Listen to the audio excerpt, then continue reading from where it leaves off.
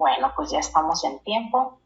Muy buenas tardes tengan todos ustedes. Agradecemos su presencia en este simposio que se titula Análisis Funcional de la Escritura en Estudiantes Universitarios. Coordina una servidora, Carla Cuña, y le pedimos al doctor Alfonso López que al término de los trabajos nos haga el favor de hacer algunos comentarios.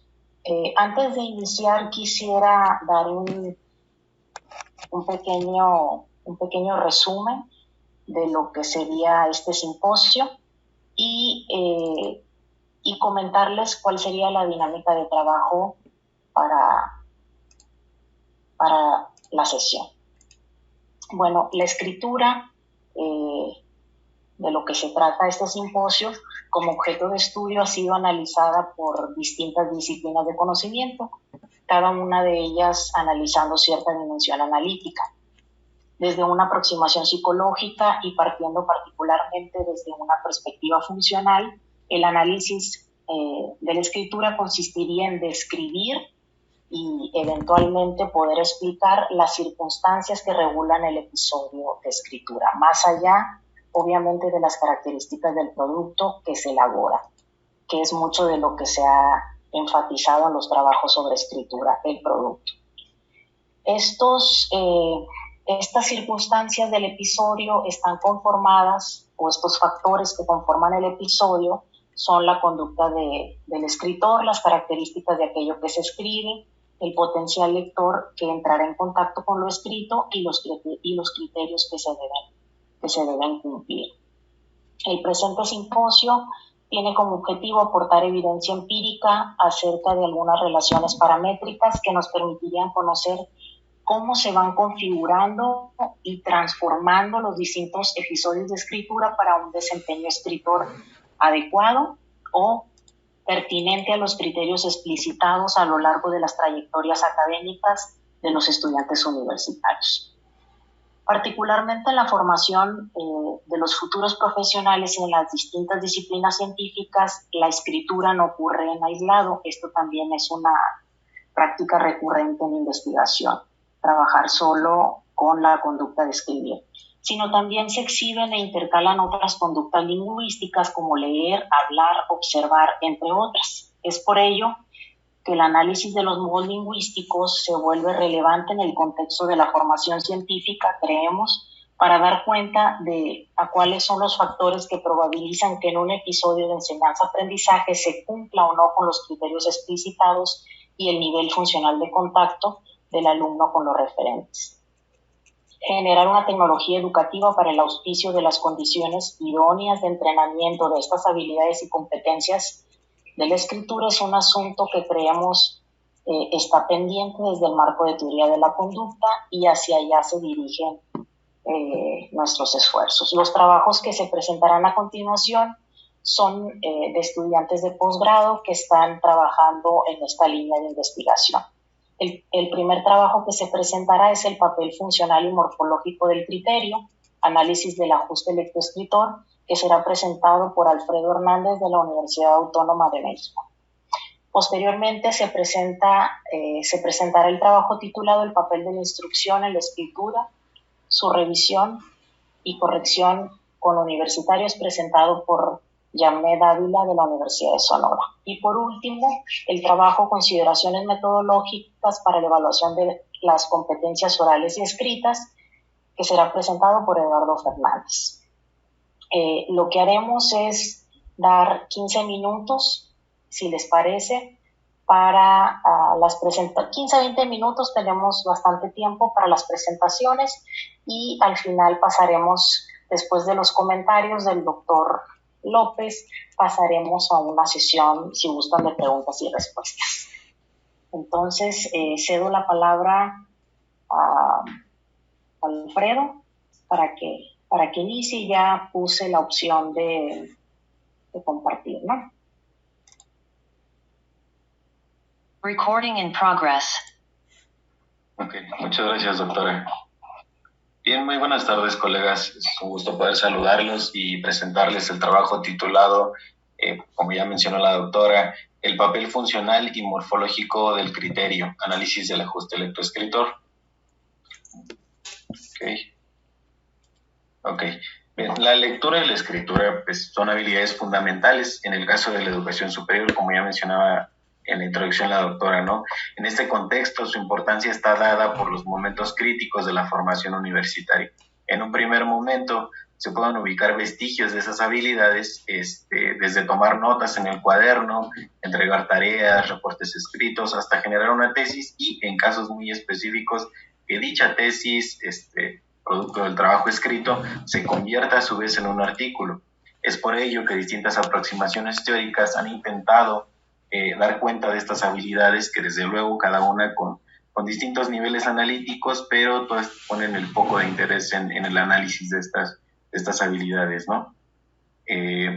Con el soporte que se ha brindado a través de la explicación de la lectoescritura desde estas perspectivas, se han desarrollado infinidad de trabajos de investigación, ¿no? Los cuales han mostrado diversas inquietudes que a veces son interesantes, pero en términos de las variables por investigar, por supuesto. Sin embargo, la amplia generación de dicha investigación no ha logrado impactar algo muy específico. Esto es el escenario donde se enseña y se aprende a escribir, es decir, en el aula universitaria, ¿no? Al final del día, a pesar de que sea una práctica, digamos, institucionalizada, ¿no? Todos, desde el nivel de educación básica, se enseña a leer, se enseña a escribir, pero no del mismo modo. En este caso, a nosotros nos interesa la escritura que tiene que ver con el aprendizaje de una disciplina, en particular de la psicología, ¿no? Bien, en este sentido, este trabajo parte inicialmente de una propuesta interconductual pensada para analizar las interacciones que ocurren en el aula entre el individuo que tiene que leer mediado por los criterios que son impuestos por otro, que regularmente es el docente, ¿no? Así, la propuesta de ajuste lector analiza algo que en el lenguaje cotidiano se reconoce como la lectura, como un tipo de comportamiento en que la adecuación funcional del comportamiento del individuo que interactúa con un texto se encuentra regulada por un criterio de ajuste, que en las situaciones académicas quien impone los criterios de ajuste, en este caso, pues es el profesor, ¿no? Bien, a partir de reconocer dicha adecuación funcional del comportamiento que ocurre cuando un estudiante se relaciona con un texto, se pueden destacar otras formas de adecuación funcional, como puede ser participar, puede ser también exponer, pero principalmente, para interés particular de este trabajo, tiene que ver con escribir. Y a esta adecuación en la que tiene que haber un producto escrito le denominamos ajuste lectoescritor, con el objetivo de diferenciarlo de otro tipo de ajustes que también ocurren al interactuar con un texto, ¿no? Por ejemplo, cuando alguien lee una señal de tránsito, más bien interactúa con una señal de tránsito, y adecua su comportamiento en función de dicha señalización, ¿no? Por ejemplo, no estacionarse, no exceder cierto límite de velocidad. Es decir, podemos encontrar una infinidad de ajustes o adecuaciones funcionales en la relación criterio, texto, comportamiento del individuo, pero la que a nosotros nos interesa es la que tiene que ver con producir algo de manera escrita, ¿no? A partir del reconocimiento de la relación texto, criterio, adecuación funcional escrita, obtenemos como resultado la producción de un texto propio.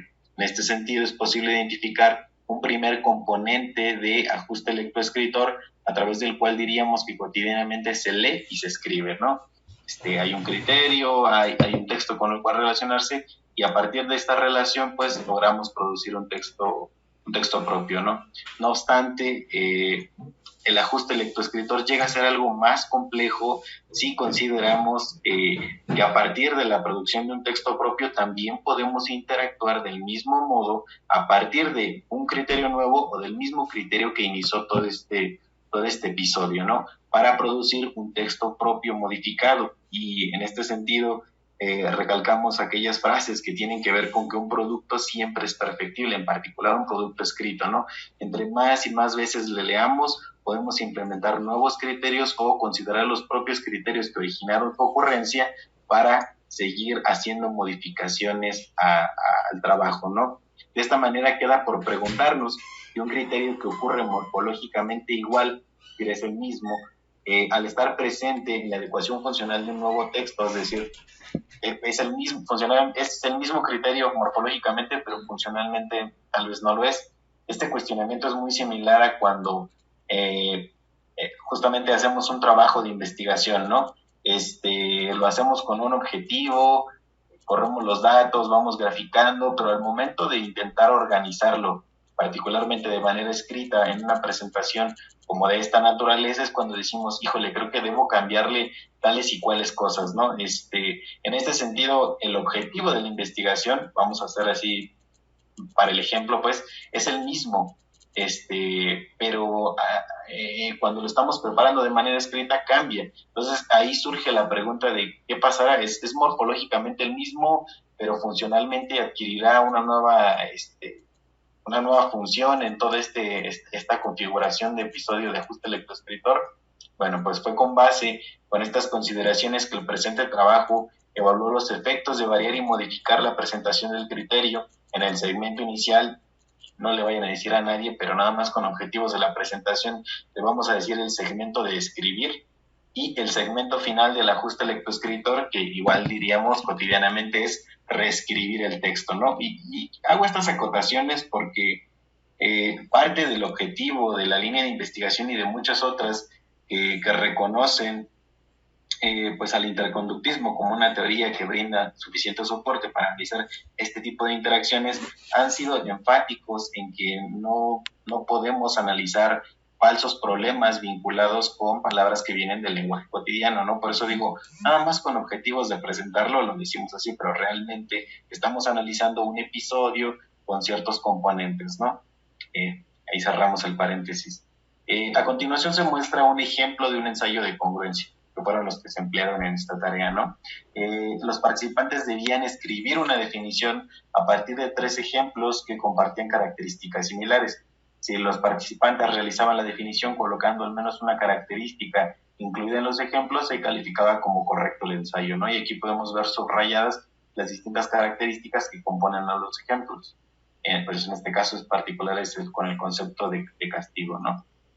Bien, participaron 2 estudiantes del segundo semestre de la carrera de Psicología a Distancia. Se trabajó con un diseño pretest post-test en el cual los participantes fueron expuestos a 10 ensayos de congruencia para la evaluación para la evaluación inicial como para la final, mientras que para el entrenamiento se tomaron 3 sesiones en las cuales los participantes fueron agrupados de 3 maneras, ¿no? El primer grupo o grupo control tenía que responder 10 ensayos de congruencia. Al final de cada ensayo debía corregir su texto sin que se le mostrara el criterio con que inició el ensayo. El segundo grupo, por su parte, también tiene que responder 10 ensayos de congruencia y corregirlos, pero en esta ocasión sí se le mostraba el criterio con que inició la tarea durante la etapa de corrección. Para el tercer grupo, que también debía responder 10 ensayos y corregirlos, solo que al momento de corregirlos o de reescribirlos, se les presentaba un criterio diferente. Ahora bien, ¿qué obtuvimos a partir de esta manera de proceder? Los resultados de este trabajo se muestran en esta figura, ¿no? Bueno, al menos los preliminares. Aún seguimos sacando más datos, pero creemos que estos ya nos permiten apuntar algunas cosas, ¿no? En la figura 1 se muestra el porcentaje de aciertos ante criterios de congruencia por cada grupo durante las 3 condiciones del estudio, ¿no? En esta gráfica es posible observar que los participantes del grupo 2 y 3 obtuvieron un mejor desempeño respecto del grupo control, siendo más evidente la mejora en el grupo 3 que vemos con la barra de color negro, ¿no? Este hecho nos permite pensar que hacer contacto con el criterio y con que inicia un episodio de ajuste lectoescritor, al momento de corregir un texto mejora la calidad del mismo, ¿no? Pero establecer todavía un criterio diferencial nos permite que ese desempeño sea todavía mejor. Bien, ahora la pregunta, ¿no? Pero ¿qué tan diferente es la presentación del mismo criterio en componentes distintos de un ajuste lectoescritor? O dicho de otra manera, ¿cómo podemos diferenciar las características morfológicas de las funcionales de un mismo criterio? Bueno, pues eso es lo que intentamos descifrar a partir de esta figura 2, en la que se presenta el porcentaje de aciertos ante criterios de congruencia satisfechos por cada grupo durante el primer y segundo componente del ajuste en la condición de entrenamiento. Si observamos la línea azul, encontraremos señalados los resultados del grupo 2, al cual se le presentaba el mismo criterio durante el primer y segundo componente, dígase de modo más sencillo al escribir y al reescribir, y vamos a notar que no hay cambios sustanciales, o sea, sí hay un cambio, pues producto a lo mejor de la propia exposición a los ensayos, pero no es tan sustancial como lo es cuando observamos la línea roja, que muestra ya lo obtenido por los participantes con un criterio diferente, ¿no? Ahí sí se notan las diferencias. Insisto, esta gráfica intenta ser explicativa en términos de cómo ocurre el segmento, nada más pues con objetivos de ilustración, pero aún así hay que reconocer que el ajuste lectoescritor no intenta segmentarlo, nada más es con objetivos de presentación, ¿no? Con base en estas cosas que hemos ido apuntando, recuperamos el objetivo de este trabajo, el cual fue evaluar los efectos de variar dos momentos de presentación de un mismo criterio, antes y después, así como presentar un criterio diferente sobre el cumplimiento de criterios de congruencia en tareas de ajuste lectoescritor, ¿no?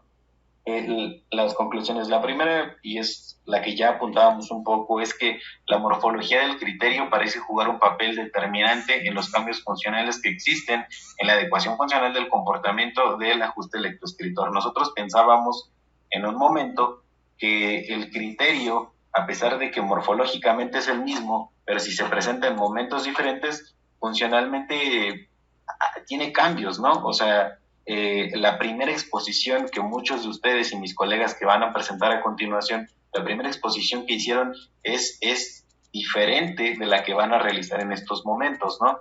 Pero al final del día el criterio es el mismo, realiza una presentación.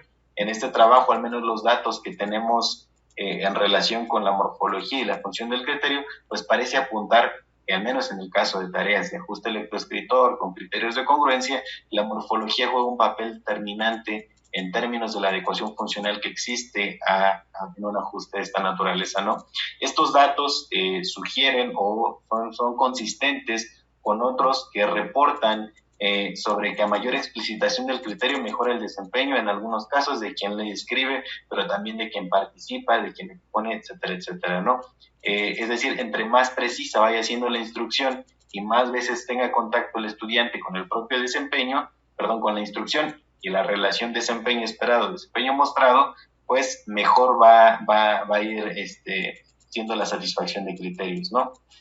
Otra conclusión también tiene que ver con que las prácticas de enseñanza de la escritura en el aula requieren de consecuencias específicas al desempeño escritor estudiantil, en las cuales haga referencia a la relación desempeño, criterio lector o criterio escritor. Y aquí hacemos una pequeña diferenciación, insisto, con objetivos analíticos, ¿no?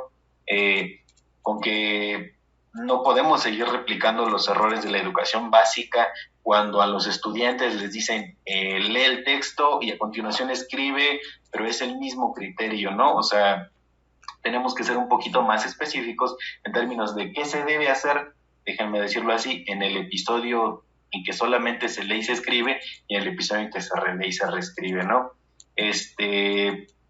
Para que un estudiante aprenda a desempeñar el papel funcional del lector y el escritor, es necesario entrenarlo a identificar las características justamente morfológicas y funcionales del texto. Es importante enseñarles a discernir entre los errores gramaticales, lexicales, de conexión, de argumentación, etcétera, etcétera. Pero igual de importante es el criterio y cómo se organiza en función de una serie de características que incluye un episodio de ajuste lectoescritor. En este caso, y en particular este trabajo, ha sido enfático en el criterio, ¿no? Lo que organiza este episodio. Pero existen otras características que a lo mejor no están incluidas en este momento y en este trabajo, pero que sí se reconocen, ¿no? Tal vez el conocimiento previo del estudiante con el tema, que es así como que un tópico de particular interés para las tareas de lectura y escritura, las habilidades lexicales del estudiante, el tipo de consecuencias que el docente brinda al estudiante, etcétera, etcétera, ¿no? Existen más elementos que pueden ser considerados en este sentido.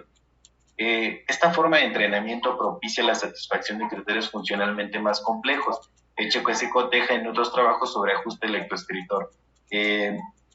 Hace rato, de hecho, presentábamos un trabajo en el que se mostraba que los criterios de complejidad más baja regularmente tienen desempeños más altos y los de complejidad más alta, como son los de congruencia o coherencia, son los que tienen desempeños regularmente bajos. En este caso, este trabajo apunta en la dirección de decir, bien, pues vamos a voltear un poquito la gráfica o vamos a prestar mayor atención a cómo propiciamos que ocurra este tipo de interacciones que son más complejas, ¿no?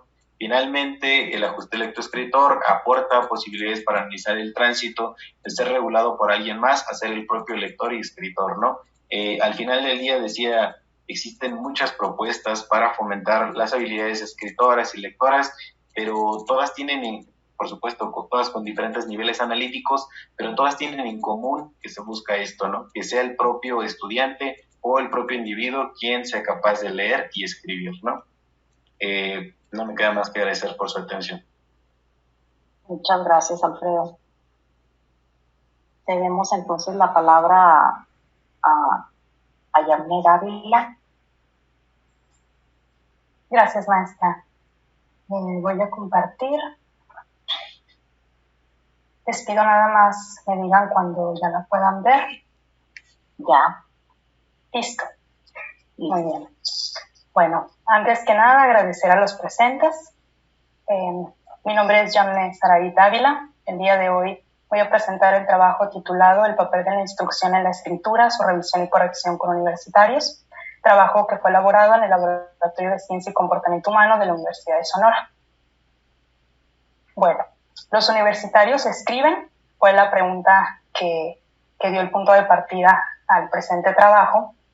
Y recuperando los hallazgos en el área de la escritura, específicamente aquellos derivados de estudios que han evaluado el desempeño de estudiantes universitarios, estos han evidenciado algunas de las dificultades que los estudiantes presentan al escribir, las cuales de manera general se pueden categorizar en aspectos morfológicos, los cuales tendrían que ver con puntuación, ortografía, estructuración de los escritos y la segmentación de los párrafos que componen dichos escritos, y en aspectos funcionales, que estarían relacionados con habilidades de síntesis, elaboración de inferencias y argumentos y su correspondiente justificación, así como con el empleo del lenguaje técnico.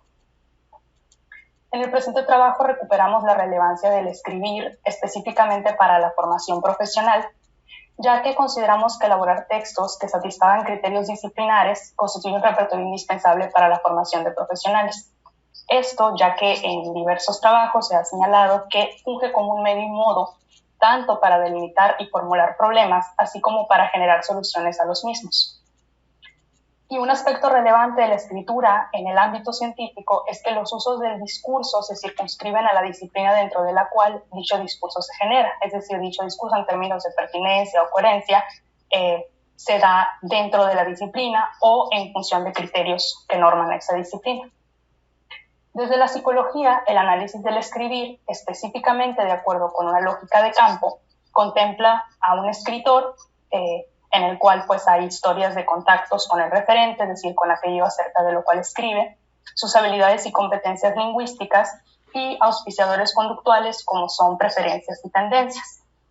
Además, a un lector o un potencial lector, en términos de la familiaridad que existe entre el escritor y el lector, la historia de contactos de este con los referentes acerca de los cuales el escritor escribe y sus habilidades y competencias lingüísticas.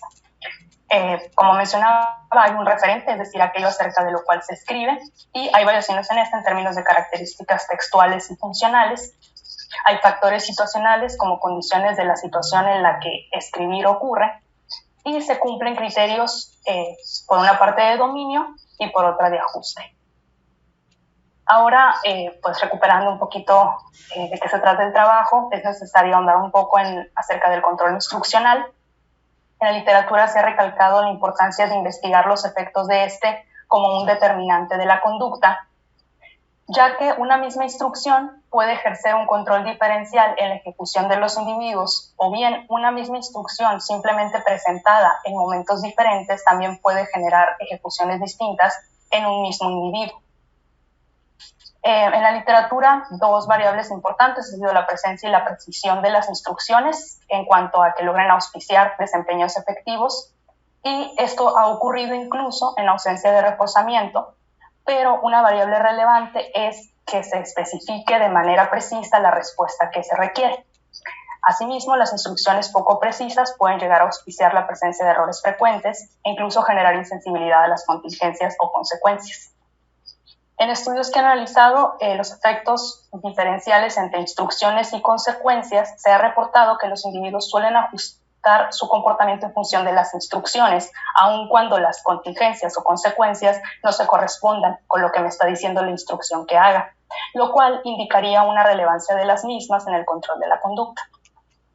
Sin embargo, es posible identificar que dentro del área hay ciertas limitaciones en cuanto a que un aspecto poco analizado de manera empírica correspondería al estudio del control instruccional en el auspicio de habilidades vinculadas con escribir, específicamente en función de criterios que norman el hacer dentro de una disciplina particular.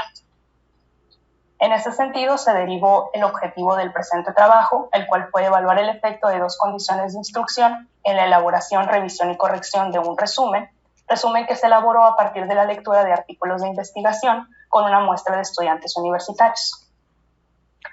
Para ello participaron 15 estudiantes universitarios quienes cursaban el primer semestre de la carrera de psicología, y como materiales de lectura se emplearon 2 artículos, ahí se hace referencia a ellos. Ambos tienen una temática vinculada con la modificación de conducta en casos de acoso escolar o bullying con niños. Para motivos del presente estudio, se eliminó el resumen experimental en ambos artículos, esto para evitar, por una parte, que los estudiantes se limitaran solamente a leer el resumen y no todo el material, o bien que cuando se les solicitara elaborar un resumen, lo transcribieran o lo copiaran. Se programó una plataforma virtual específicamente para cubrir los objetivos de la presente investigación, y bueno, el estudio se realizó durante la situación de pandemia, por lo tanto se hizo en su totalidad de manera virtual, y se solicitó a los participantes acceder a la plataforma con el tiempo disponible para responder todas las actividades sin que interrumpieran la sesión. Esto se cuidó informándole al participante antes de iniciar la sesión un tiempo promedio aproximado que les llevaría responderla, y se solicitó evitar el uso de celulares o tabletas. La tarea debía responderse en computadora o en laptop, y es posible afirmar que no se emplearon estos dispositivos porque la plataforma no permitía guardar las respuestas si se ingresaba mediante estos. Para el estudio se empleó un diseño preprueba posprueba con grupo control, el cual fue se armaron 3 grupos con 5 participantes cada uno. La preprueba correspondió a la sesión 1 del estudio, y en ella se solicitó la lectura del artículo empírico 1, se solicitó elaborar un resumen a partir de dicho material, y por último se solicitó revisar y corregir dicho resumen. Con esto se finalizaba la preprueba. El entrenamiento se dividió en 2 sesiones, la sesión 1 del entrenamiento, 2 del estudio, solicitó la lectura del artículo empírico 2 y la elaboración del resumen a partir de dicho material. Con esto se finalizó esta sesión, y en la sesión 3 fue donde se expuso a los participantes a la variación en términos de la condición instruccional en función del grupo al que fueron asignados. Al grupo 1 se le prescribió el criterio, al grupo 2 se le ejemplificó, y el grupo 3, ya que fungió como grupo control, no se le prescribió ni se le ejemplificó. La situación en este caso fue similar o idéntica a la de la preprueba. Y en esta misma sesión revisaron y corrigieron el resumen que habían elaborado previamente. La sesión 4 o la posprueba fue idéntica a la preprueba, tanto en material de lectura como en las tareas que se solicitaron realizar. Aquí se ilustra la presentación del material de lectura, el cuadro de texto en el cual elaboraron el resumen, y el cuadro de texto donde se presentó el resumen que habían elaborado para que lo revisaran y corrigieran. Aquí se presenta la pantalla que el participante vio en caso de estar en el grupo 1 con la prescripción del criterio. La prescripción del criterio consistió en indicar aquellos apartados que en el resumen no estaban incluidos y los elementos que los conforman. También los elementos que estaban los apartados que estaban incluidos pero que les faltaban elementos o estaban incompletos. Y por último, los apartados que estaban incluidos y correctos. Al grupo 2 se le ejemplificó el criterio, y para ello se utilizó el resumen experimental original del material de lectura que se empleó en entrenamiento. Y por último, como mencionaba antes, el grupo 3, dado que no se le prescribió ni se le ejemplificó el criterio, revisó de manera idéntica como lo hizo en la preprueba, solamente en función de su ejecución. Para el análisis de los resultados se evaluó la extensión de la referencia, la inclusión de conceptos técnicos en dicha referencia, para lo cual se definieron 14 conceptos a partir de cada uno de los materiales de lectura. Estos se definieron en función de que son los conceptos que permitían dar cuenta de la totalidad del artículo, desde antecedentes hasta discusión, y pues se puede apreciar que hay algunos conceptos, dada la temática de ambos artículos, que se comparten. También los apartados incluidos en términos de pertinencia y congruencia en la referencia, los apartados que fueron analizados fueron estos, y la pertinencia y congruencia se analizó a partir de puntuar la ejecución de 0 a 3 puntos, siendo 0 ausencia, y 3 puntos obtuvieron aquellos apartados que estaban incluidos completos y que además estaban integrados en el resumen. Presentamos los resultados. Primero, la extensión promedio del resumen en preprueba y posprueba. Lo que ocurre en la elaboración del resumen es un aumento en la extensión promedio en el grupo 1 de 340 palabras. En el grupo 2, dicha extensión disminuye 27 palabras. En el grupo 3 también disminuye, en este caso, 30 palabras. En la preprueba, luego de la revisión y corrección del resumen, en el grupo 1 y 2 ocurre un aumento, aunque mínimo, en las palabras en promedio. Y en el grupo 3, dicha extensión se mantiene luego de la revisión y corrección. En la posprueba, tanto en grupo 1 como en grupo 2, la extensión se mantuvo con 549 palabras y 404 palabras respectivamente. Y en el grupo 3, la extensión aumenta 6 palabras en promedio.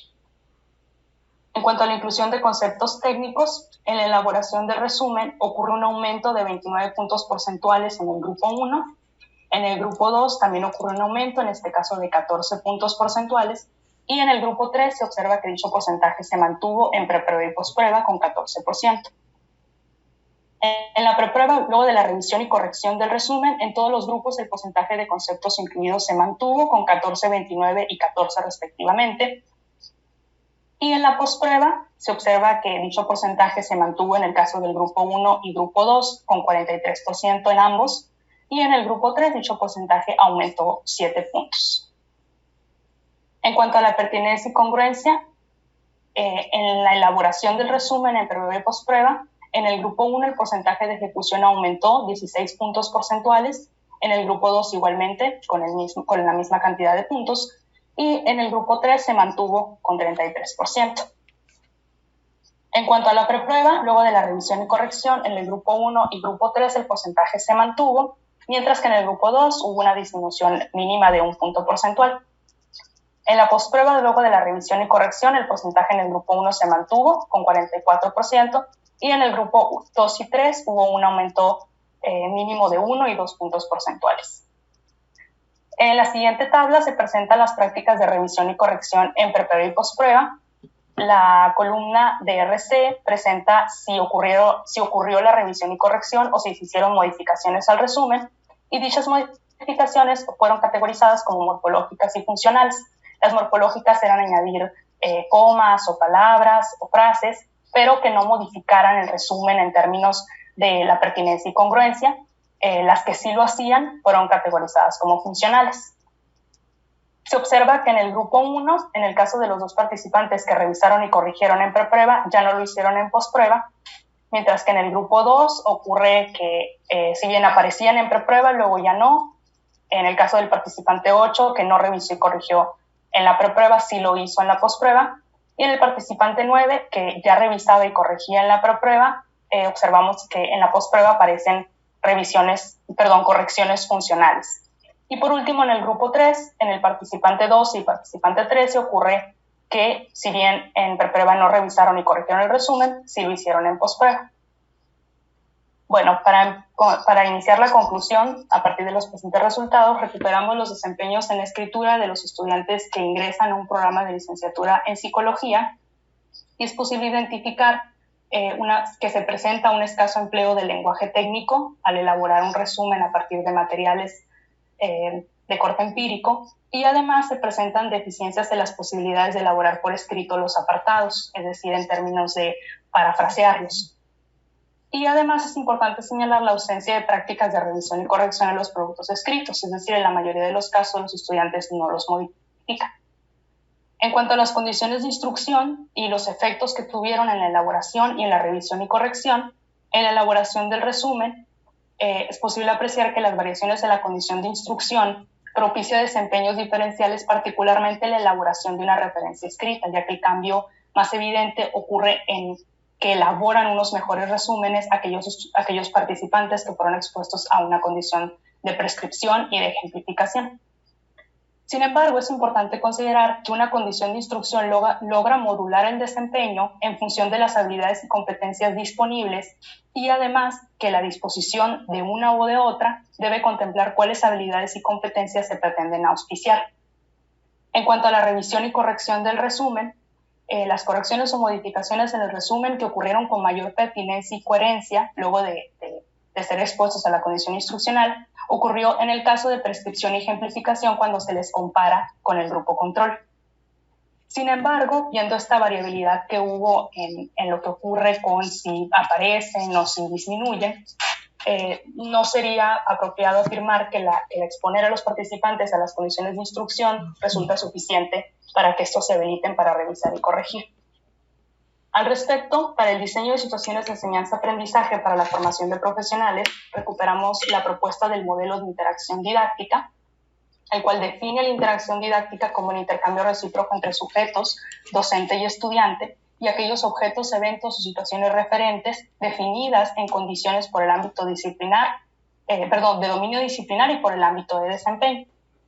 En este caso, un docente dispone situaciones pertinentes y congruentes y se comporta como un mediador a partir de los ámbitos funcionales de desempeño, es decir, prescribe criterios, ilustra, ejemplifica, modela, evalúa, retroalimenta y supervisa, mientras que el estudiante debe ser capaz de observar, escuchar, señalar, hablar, leer y escribir de manera diferencial, efectiva, pertinente, congruente y coherente, cumpliendo con criterios tanto disciplinares como de ámbito. En función de los haceres del docente, el estudiante va ajustando su desempeño de manera progresiva a los criterios tanto disciplinares como de logro, recuperando el hecho de que las condiciones de instrucción que fueron evaluadas en el presente trabajo consisten en prescribir criterios y en ejemplificarlos. Estos auspician de manera efectiva la identificación y el cumplimiento del criterio en cuestión. Sin embargo, se pueden hacer variaciones respecto a la precisión del criterio prescrito o ejemplificado, y en función de esto auspiciar desempeños diferenciales en el cumplimiento de criterios de logro que resulten variantes. Y como último punto, consideramos importante recuperar que si bien la escritura normalmente se ha asociado se ha evaluado ocurriendo a partir de leer artículos, capítulos o libros, también es importante considerar que se puede escribir, es decir, elaborar un texto o revisarlo y corregirlo a partir de escuchar la ponencia de un investigador o de observar un video donde se ilustra un procedimiento, si se está escribiendo, por ejemplo, acerca de ese procedimiento en particular, o de participar, es decir, hablar y escuchar lo que otros dicen en un seminario. Por lo tanto, consideramos que las posibilidades de desempeño efectivo en los otros modos permiten un desempeño efectivo al escribir, sobre todo cuando se habla de escribir dentro del ámbito científico. Por lo tanto, las posibilidades del estudiante para elaborar un escrito académico, así como para revisarlo y corregirlo, están en función de sus posibilidades para señalar, observar, escuchar, leer y hablar acerca de eventos o referentes disciplinares. Por lo tanto, consideramos que el análisis funcional del escribir, el desempeño en los demás modos lingüísticos, el análisis de este desempeño resultaría relevante para dar cuenta del desempeño al escribir, particularmente, repito, cuando se habla de escribir dentro del ámbito científico. Aquí están algunas de las referencias consultadas y dejo mi contacto por cualquier duda y cedo la palabra para la siguiente presentación. Muchas gracias. Muchas gracias, Ana. Muy bien, vamos en tiempo excelente.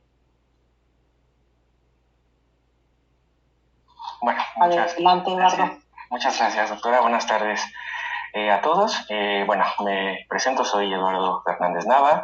El trabajo que voy a presentar se titula Consideraciones metodológicas en la evaluación de las competencias orales y escritas.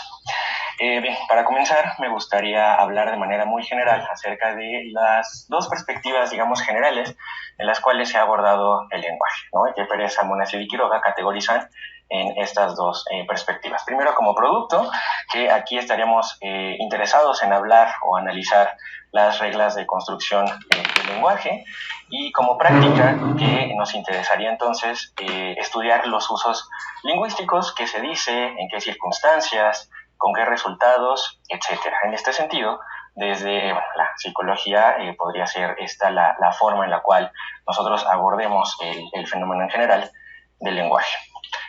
Hablando específicamente ahora de las competencias lingüísticas, desde este trabajo se ha retomado desde la definición de Ribes en el 2005, que menciona que una competencia es una organización funcional de habilidades para cumplir con un criterio de logro. En este sentido, la importancia de las competencias lingüísticas radica en que, en un espacio educativo, permite el contacto con materiales educativos, ya lo veíamos en las ponencias previas, y además, promueven el aprendizaje y la transmisión de la cultura en un sentido más amplio. No obstante, hay diferencias al menos entre las competencias orales y escritoras, que es interés del presente trabajo, y varios autores las han identificado en términos de su morfología, las habilidades necesarias, en este caso para hablar o escribir, la ubicación espacial y temporal y las características del escucha, y en este caso del que habla, y las circunstancias de ocurrencia. Bien, ¿qué se ha evaluado entonces de las competencias orales y escritas? En esta tabla muestro de manera general hasta el momento los trabajos que se han revisado en términos de, en las competencias escritoras y orales. Se han evaluado, en términos morfológicos o formales, extensión de referencia, fluidez, cómo se organizan ciertos conectores, el vocabulario que se emplea, la cohesión de los textos. En el caso de las dimensiones funcionales, sí hay coherencia, precisión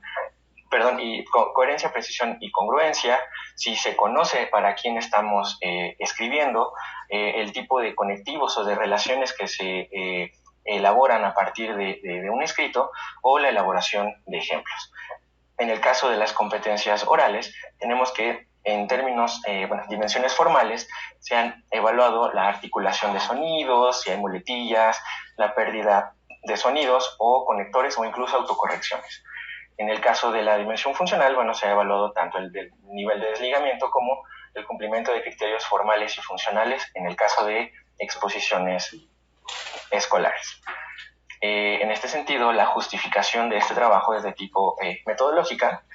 Y bien, tenemos que no hay consistencia entre las diferentes categorizaciones. Hay pocos trabajos atendiendo a características o aspectos funcionales sobre competencias escritoras y orales. Y diferentes autores han señalado la importancia de que se elaboren registros de evaluación o de observación que no solo evalúen el producto, es decir, el escrito, sino también el proceso mediante el cual se elaboran estos escritos. Es decir, analizar qué se escribe, cómo se escribe, si hay errores, si se corrigen, qué tipo de errores se corrigen, como ya lo vemos en las ponencias anteriores, o bajo qué circunstancias se escribe.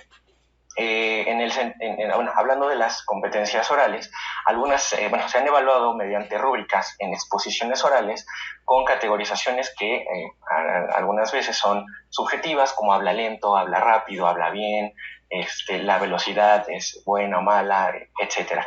Lo que imposibilitaría, o más bien dificultaría la evaluación un poco más objetiva. También es importante señalar que, al tener diferencias al menos morfológicas, las competencias orales y escritoras también requieren de evaluaciones o métricas específicas. Por lo anterior, el objetivo de este trabajo es diseñar y pilotear un registro de observación de competencias orales y escritas. Para esto, como son datos preliminares, para esto participaron 4 estudiantes de psicología de una universidad privada de la Ciudad de México. Como instrumentos, el registro que en la diapositiva siguiente voy a mencionar de manera más detallada. Los materiales emplearon 4 textos de 2 a 3 cuartillas de extensión y se clasificaron de acuerdo al tipo de referente. hasta el momento se categorizaron como referente concreto, que hablaban partes de una bicicleta, o un texto que hablaba de convulsiones y cómo identificarlas, o con un referente abstracto hablando de definición de aprendizaje desde una perspectiva conductual, o la técnica de relajación sistemática. La situación se llevó por motivo de la pandemia de manera virtual en la plataforma Moodle y Microsoft Teams.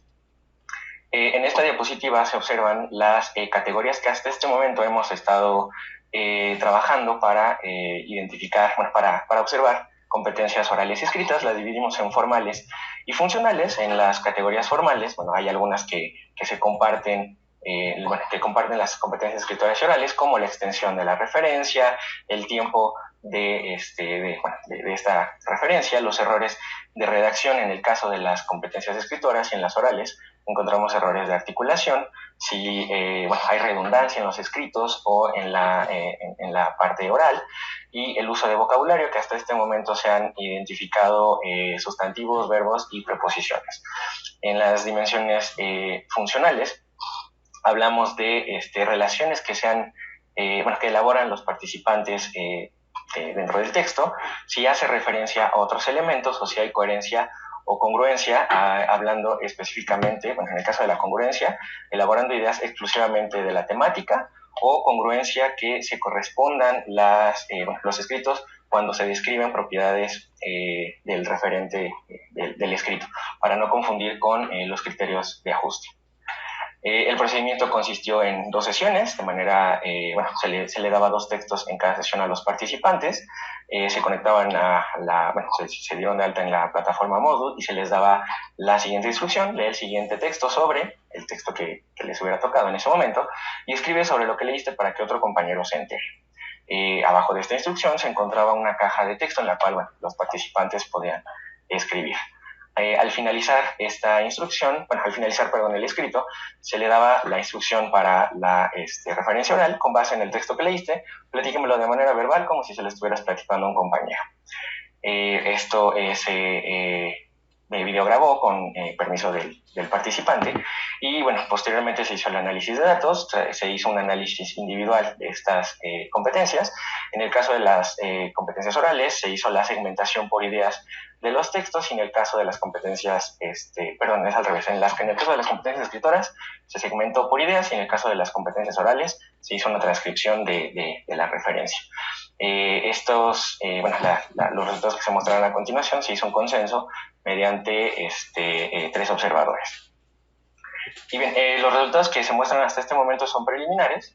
En la tabla que se muestra a continuación se observan los datos cuantitativos de las categorías formales de competencias orales y escritoras.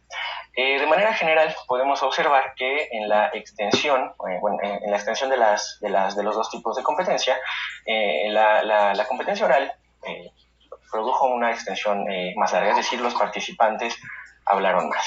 Pero esto no implicaría que, por ejemplo, tengan un uso más amplio de recursos lingüísticos, como es el vocabulario, que mencionaba que hasta el momento se han encontrado sustantivos, verbos y preposiciones.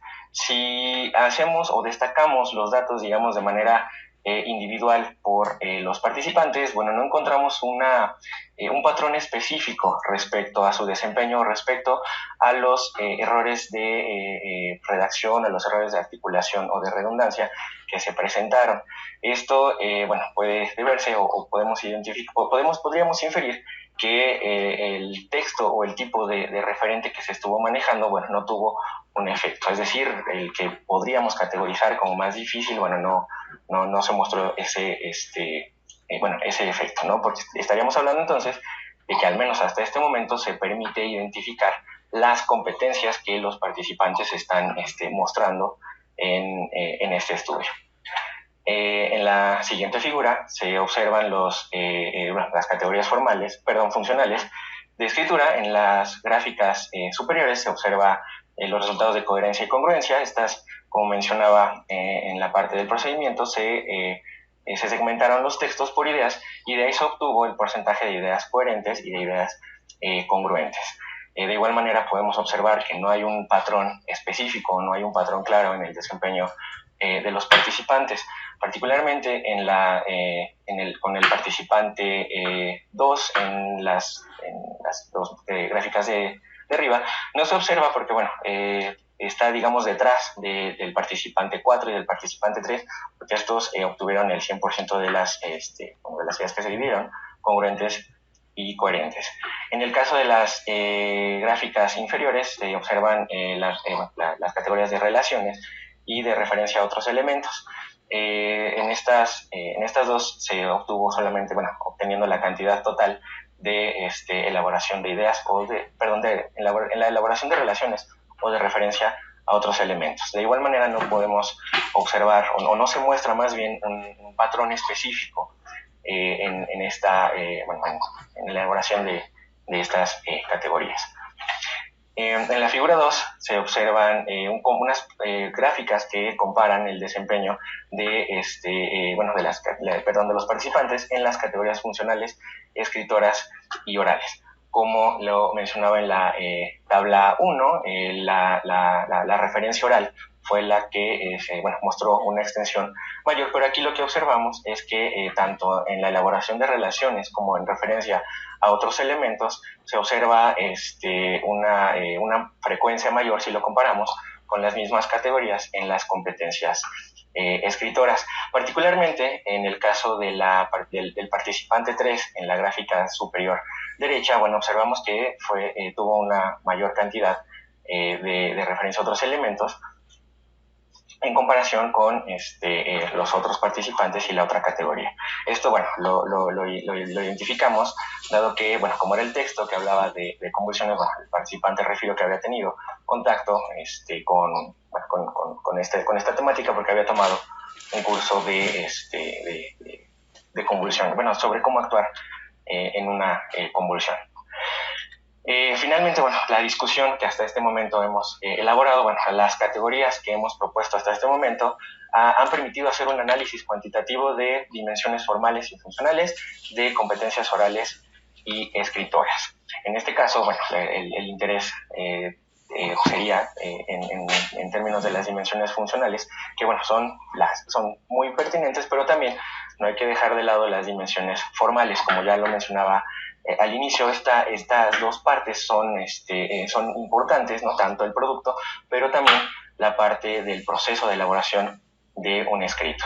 No obstante, queda como pendiente, ¿no?, seguir trabajando y delimitar dichas categorías para poder hacer un análisis cualitativo de este tipo de competencias. Es decir, por ejemplo, a qué tipo de elementos hace referencia cuando refiere otros elementos en ambas competencias, si da ejemplos, si elabora relaciones lingüísticas, si puede describir principios, etcétera.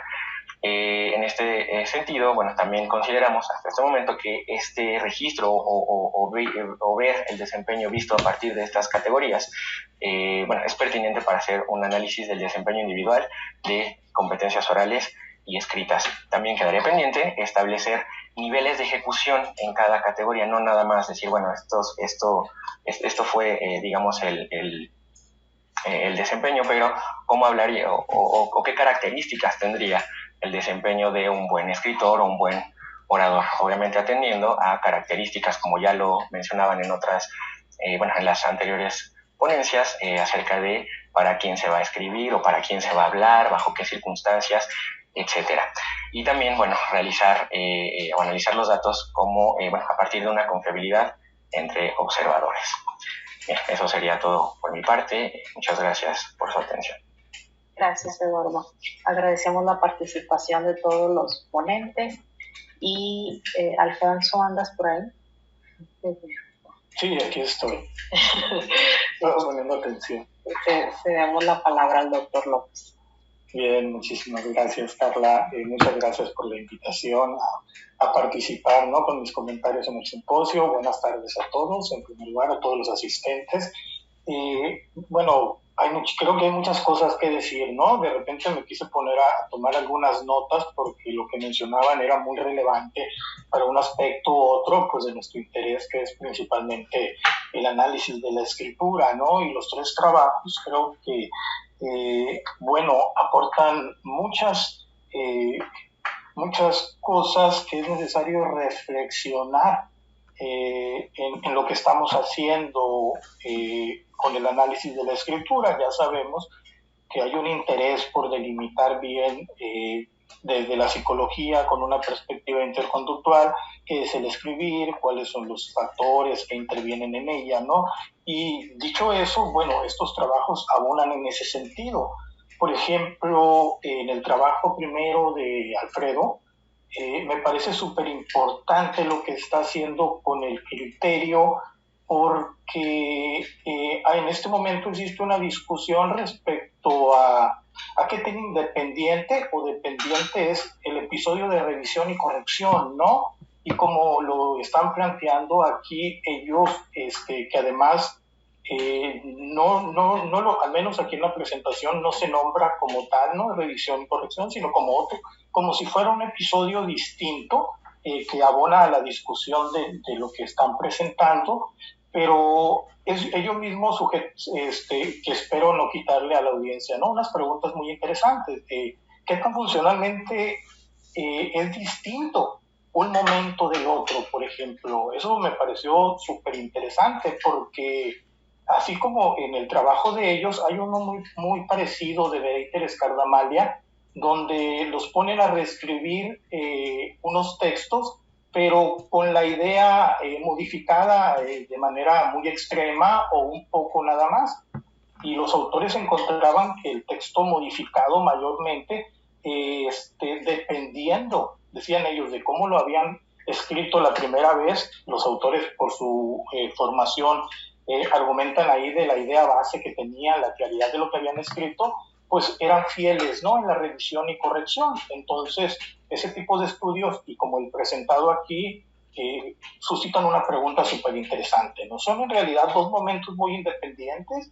¿Hay una continuidad, entre estos dos momentos? Porque si lo pensamos como revisión y corrección, independientemente del criterio que se esté presentando, pues hay unos elementos textuales de los cuales hay evidencia, pues que también determinan si el tipo de corrección que se va a hacer, incluso si va a haber una revisión y el tipo de revisión que va a haber con base en lo que se ha escrito, ¿no? Entonces, por allí, como lo mencionan Alfredo, pues sería interesante ver los siguientes resultados de su trabajo, ¿no? Y verlo también en cuestiones metodológicas, por ejemplo, el uso del criterio, pero con otro tipo de texto, para ver qué es lo que ocurre, ¿no? Si hay algunas diferencias en esa parte.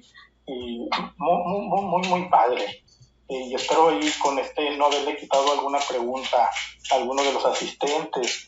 Para el segundo trabajo de Yamné también veo otros aspectos que me llaman la atención, ¿no? También con la instrucción, por ejemplo, pues no toda la evidencia nos dice o nos señala que una instrucción, entre comillas, precisa, pues arroja los resultados que estamos esperando, ¿no? Lo que nos pone a pensar qué es una instrucción precisa, por ejemplo, significa lo mismo para el que la prescribe que para la persona que debe de seguir la instrucción, y que nos hable también de la historia de contactos que tendría en este caso la persona que ejecuta la tarea. En ese punto es muy importante. Y luego con los resultados que presenta el trabajo de Yamné, bueno, también llama la atención tratar de verlo por las diferencias entre la preprueba y la postprueba, también revisarlo a lo mejor con otro tipo de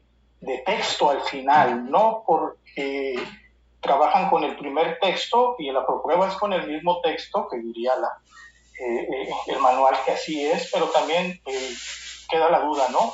¿Qué pasará con una instrucción precisa después de la primera prueba, después de un entrenamiento, y a lo mejor variar un poquito el procedimiento, y con uno nuevo, ¿no?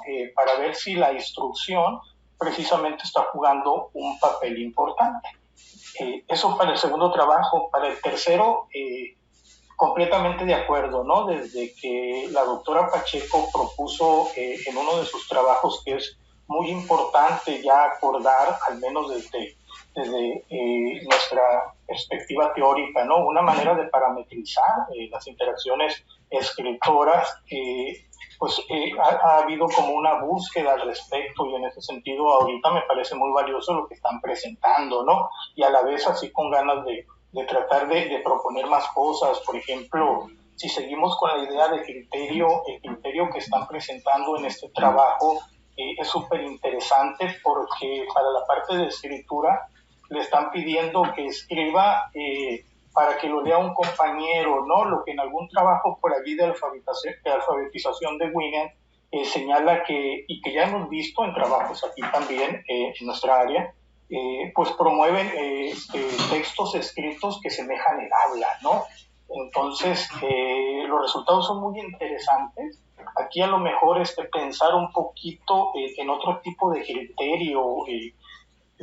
Los comentarios mis comentarios más van en ese sentido, ¿no? De que parece que estamos redondeando una idea de buscar una adecuación de la escritura en la que podamos acordar elementos y factores comunes, ¿no? Y contrastar nuestros datos al respecto. Bueno, en primer lugar, pues para analizar la coherencia de la propuesta interconductual, y en segundo lugar, pues para buscar algún tipo de derivación tecnológica, como lo mencionaban aquí mismo los ponentes, ¿no? De una vez que nos permita trabajar, por ejemplo, en educación, en el aula, de una manera dirigida, de una manera eficaz y que retribuya para todo.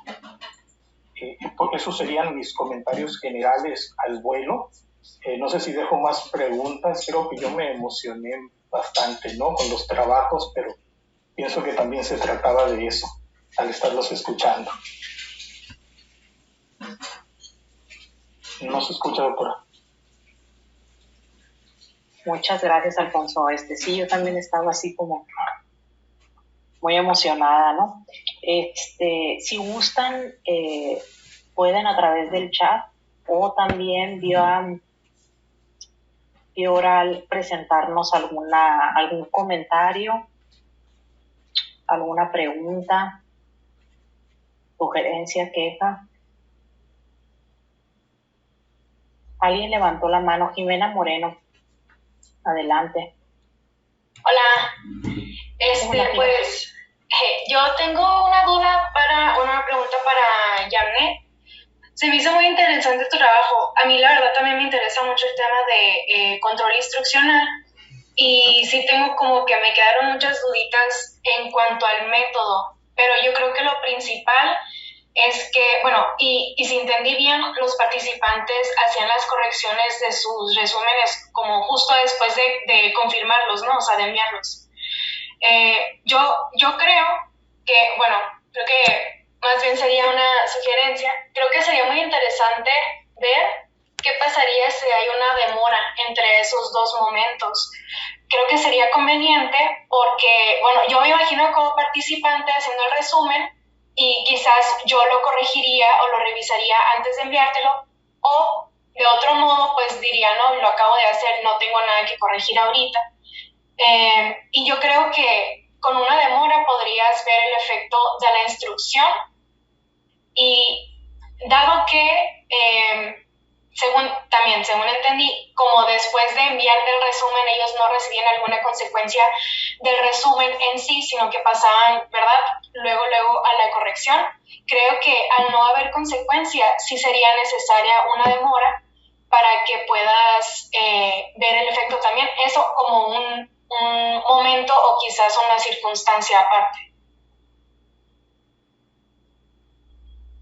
Sí, Jimena, sí, súper de acuerdo, me parece muy pertinente la sugerencia. De hecho, en ese sentido va lo que comentaba lo último, es algo que todavía lo estoy pensando, todavía lo estoy armando tal vez para un futuro trabajo. Cuando hablaba de esta parte de incluir a los otros modos, lo que estoy pensando en términos de esto de demora que me comentas, es que también puede ocurrir que yo elaboro un texto y ocurren otras cosas antes de que yo lo revise. Y no necesariamente lo único que puede ocurrir es que yo me vaya y lea, sino que puedo escuchar algo, puedo participar en un seminario y irme y revisarlo. Entonces, eso de la demora que comentas se me hace muy padre, no solamente en términos de que, pasaron 2 días o 3 días antes de que se lo volviera a dar para que lo revisara, sino en términos de que puedan ocurrir cosas entre esos 2 momentos que permitan que ocurran, como comentaba ahorita el doctor Alfonso, que ocurran unas ciertas correcciones y no otras. Entonces, ahí esa parte se me hace muy interesante, sí estoy totalmente de acuerdo en que sería muy padre. Lo que me comentas del método, sí, lo elaboraban e inmediatamente se les presentaba nuevamente para que lo revisaran y corrigieran. Y como tú dices, tal vez esa inmediatez no permite mucho, pues tampoco, ¿no? Entonces, muchas gracias. Sí, totalmente de acuerdo. Yo quiero comentar que estoy de acuerdo con lo que dice el doctor López, con Alfonso, en el sentido de son 2 momentos o es un mismo episodio, pero como una foto más ampliada, ¿no? En eso tendríamos que recalar, me parece, ¿no? Porque sí, de repente lo estamos viendo, ya voy, Alfredo, sé que levantaste la mano, como momentos distintos, y a lo mejor no son momentos distintos, es parte del mismo episodio, pero tiene temporalidades diferentes, y podemos, y lo que queremos, de hecho, es trabajar sobre criterios mucho más molares que como lo hemos venido haciendo hasta el momento, ¿no? Pero requerimos como repensar también formas de representar esa molaridad, ¿no? Que aún nos falta camino por recorrer. Alfredo. Muchas gracias, doctora. Sí, justamente yo quería comentar algo en relación con lo que usted estaba diciendo y lo que planteaba el doctor Alfonso López. O sea, creo que es difícil, al menos en términos de lo que yo he venido trabajando, reconocer si efectivamente son 2 momentos o es uno mismo. Creo que el propio carácter interactivo de la mayor parte de las propuestas que nosotros hemos esbozado nos llevan a pensar que es lo mismo, pero que de alguna forma, como usted bien dice, tenemos que organizar los datos para poder presentarlos y decir, si nos vamos sobre el producto, hay un primer producto hecho, una primera interacción, pero puede cambiar. Y ahí al menos tenemos 2 cosas con las cuales podemos trabajar, pero creo que sigue siendo una pregunta bastante amplia que requiere de más investigación. Y bueno, pues para seguirle trabajando en eso. Y bueno, aprovecho que tengo la palabra porque me gustaría a mí preguntarle a mis otros 2 colegas no se vale. ¿Qué condiciones metodológicas, si quieren, han considerado para denominar algo texto? Porque creo que algo a lo que nos enfrentamos siempre cuando hablamos de trabajos de escritura es que le decimos texto en algunas ocasiones, en el caso de mis trabajos, a la respuesta que hay ante un criterio. Y esta respuesta a veces tiene un párrafo de extensión, 2 a lo mucho. En el caso de Yamnia, pues le llaman texto al resumen. En el caso de Eduardo, ahí todavía se vuelve más complejo, ¿no? Pero creo que hay diferencias en términos de a qué le llamemos texto, y creo que eso también interviene mucho en el tipo de tareas que estamos diseñando. Muchas gracias, doctora y colegas. El doctor Germán Morales quiere participar. Adelante, Germán.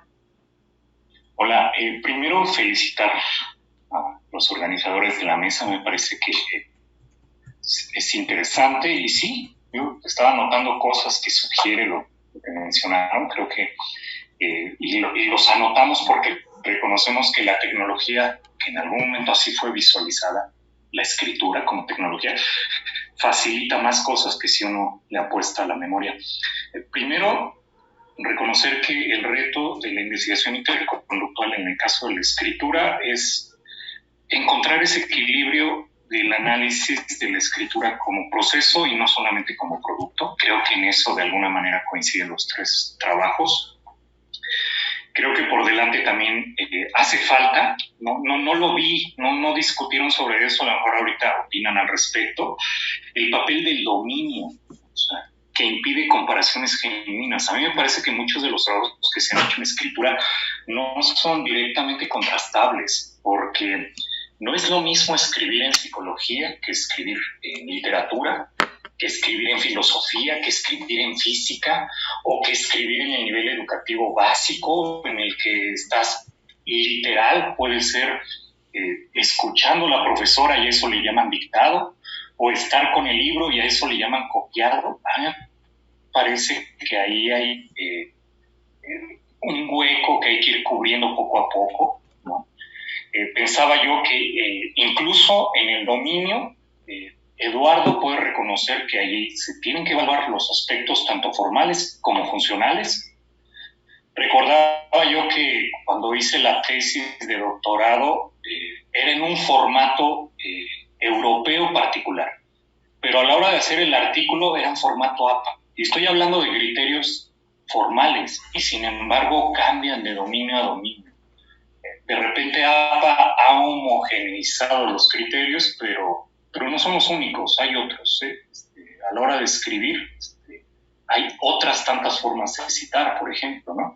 Entonces, a mí me parece que ahí hay que pensar, por ejemplo, Eduardo, en que la competencia no es independiente del dominio, que la competencia requiere implementar situaciones novedosas y ahí tú tendrás que jugar a lo mejor con, el entrenamiento va a ser escribiendo y la prueba de transferencia va a ser hablando o viceversa, o van a escribir sobre algo concreto y luego les voy a evaluar sobre algo, un referente abstracto, etcétera, ¿no? O en un dominio los entrego y los evalúo en otro, y eso obliga a que se analice el nivel de entrada con la que llegan los participantes.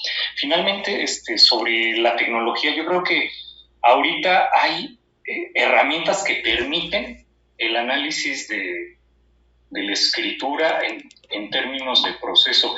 Y pensaba yo, no lo he pensado en una manipulación, pero sí lo he hecho a la hora de la asesoría o la tutoría, que usamos el Docs, ¿no? El Drive. Entonces, está el alumno escribiendo y luego uno puede escribir al mismo tiempo, ¿no? Y entonces está observando incluso cómo se equivoca su propio profesor y va cambiando cosas, ¿no?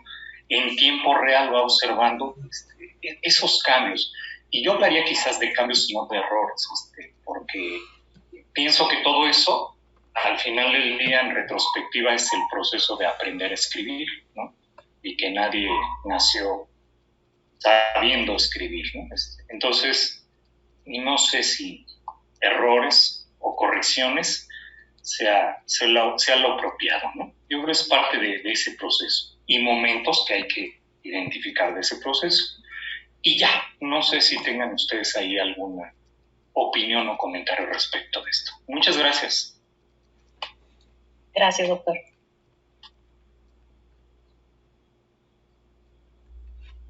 ¿Nadie va a comentar nada?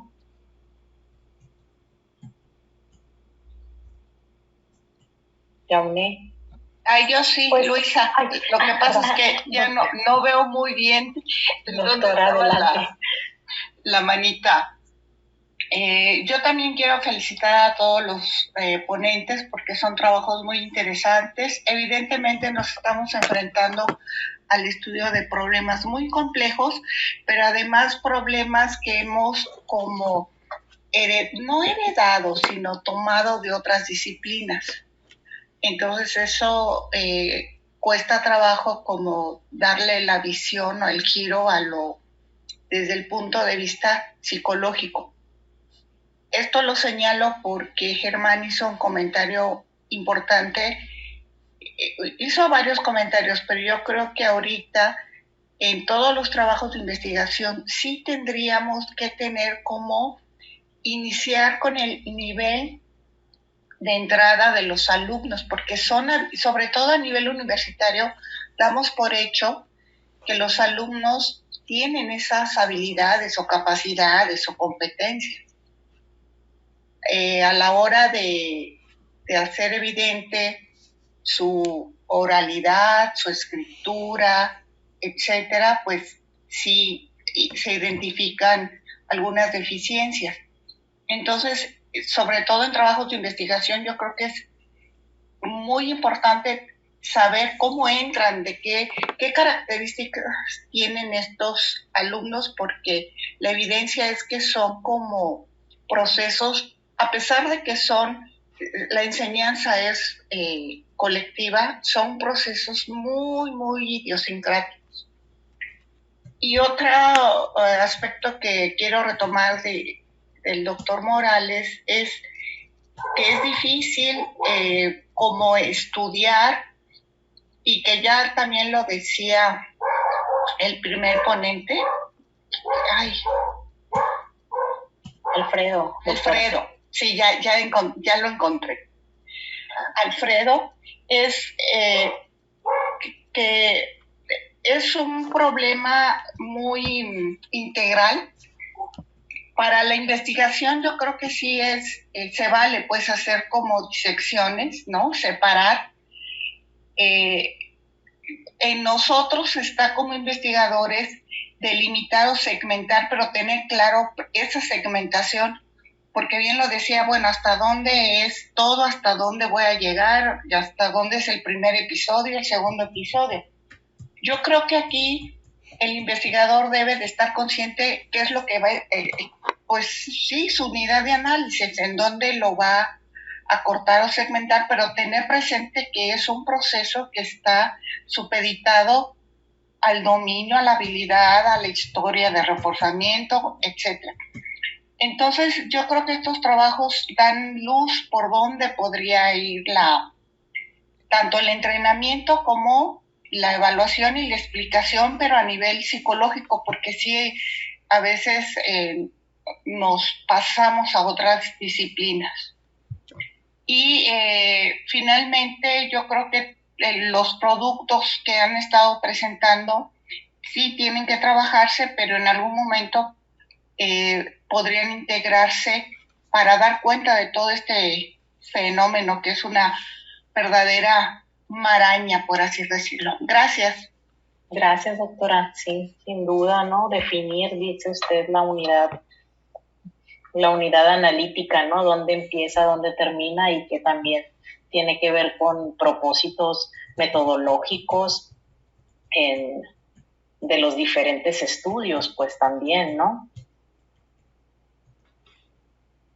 Ubicados, por ejemplo, cuando ya me presentaba o ubicaba la propuesta dentro de un modelo más general, que es el modelo que hemos venido trabajando, pues obviamente se circunscribe a un objetivo instruccional, y ese es el que delimita, como, déjenme decirlo así, el inicio y término, o sea, cuándo se cumple o no el criterio, ¿no? Entonces, ya tenemos ahí cuando menos un criterio de segmentación importante para definir. Ay, me siento rara porque la imagen me veo en cachos, disculpen pues, pero como me muevo mucho.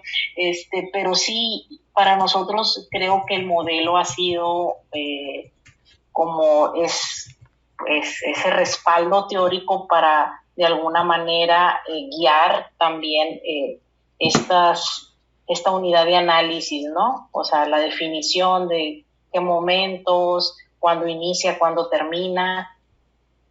Eso creo que es muy importante. Todavía hay unos minutitos más. No sé si alguien de la sala quisiera comentar algo o preguntar algo. Yo quisiera participar, doctora. Andrea, adelante. ¿Me escucho? Sí, prendo te mi escuchamos. cámara. Sí, Andrea, te escuchamos. Buenas tardes a todos. Muchas gracias por sus trabajos. Estuvieron muy interesantes. Me ayudan a reflexionar sobre mi propio tema, que tiene que ver también con la lectoescritura.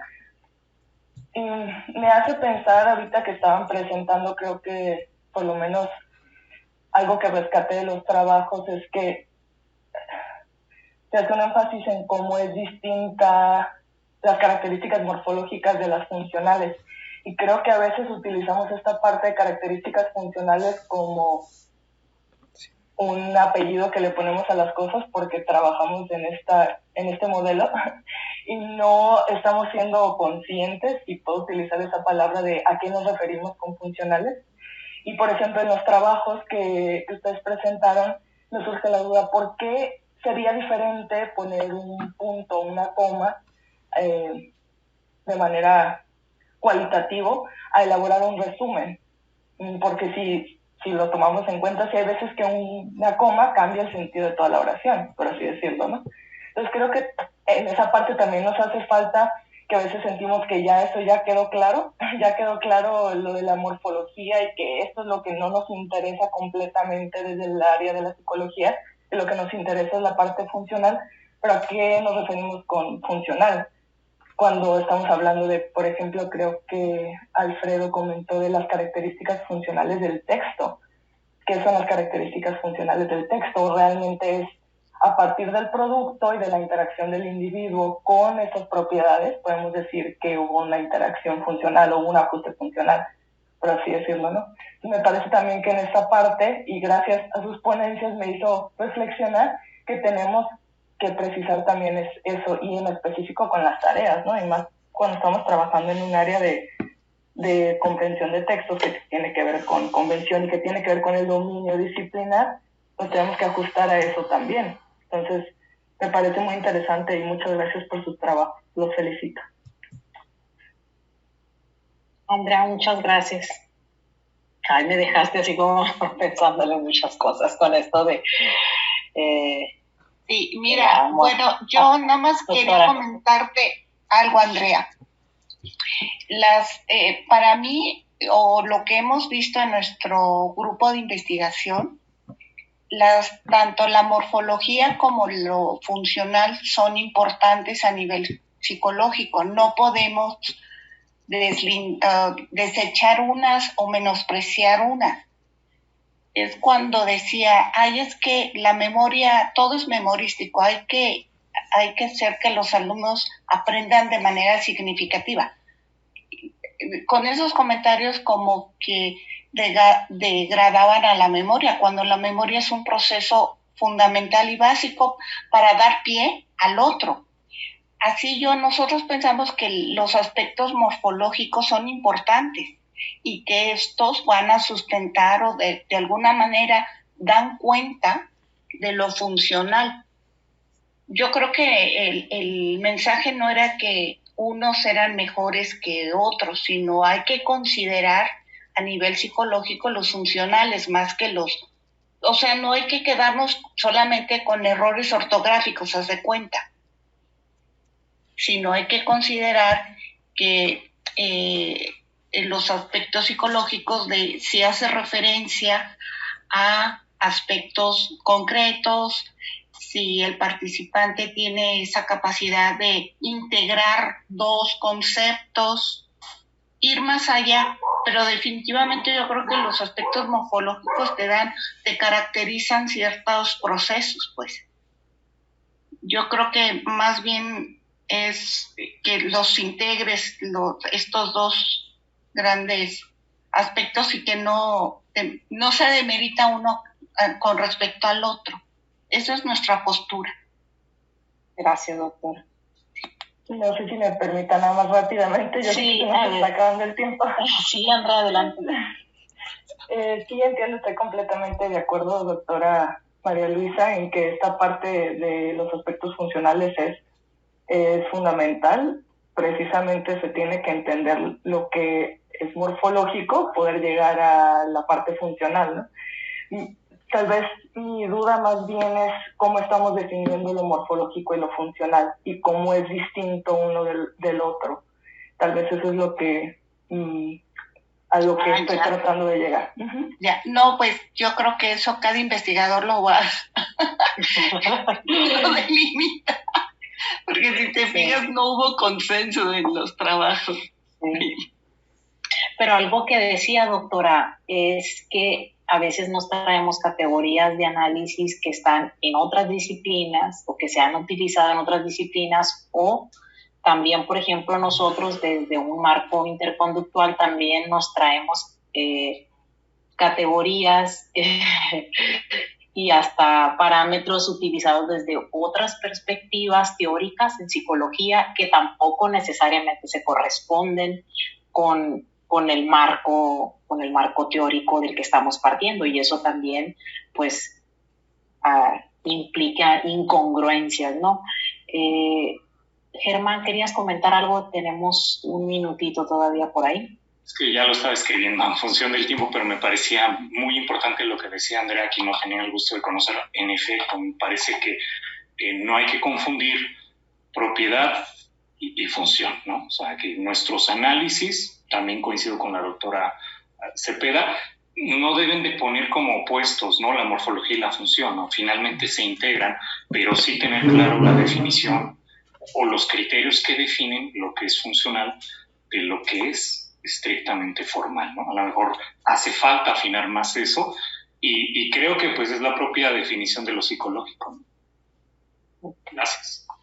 Muchísimas gracias a todos por su participación. Aquí hay algunos en el chat. Marisol, gracias, que muy interesantes los trabajos.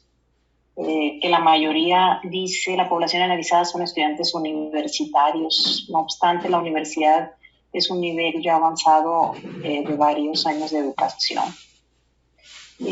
Pregunta Marisol. Marisol, si quieres pasamos la pregunta. Chicos, si gustan ver ahí en el chat, ¿qué sugieren o qué consideran que se tiene que hacer desde el nivel básico y medio superior para que la historia de interacción con los textos sea más pertinente? Por ejemplo, los trabajos de la doctora Mares acerca de promover comportamientos sustitutivos desde la primaria, pero me gustaría conocer sus opiniones. Híjole, Marisol, te quedamos a deber con la respuesta, pero momentáneamente yo creo que podemos dejar esa pregunta por ahí y yo me encargo de concentrar las respuestas y hacértelas llegar, ¿te parece? No sé si alguien más, no, era el comentario de los demás colegas. Pues muchísimas gracias, muy interesante los trabajos. Alfonso, muchísimas gracias por los comentarios. El doctor Germán Morales, gracias, doctora María Luisa Cepeda, Andrea, los que estuvieron ahí participando con sus preguntas, muchas gracias. Miriam, Juan José también, que nos acompañaron, muchas gracias a los colegas. Mis alumnas, gracias. Kenneth, gracias por acompañarnos. Nos vemos, tenemos reunión.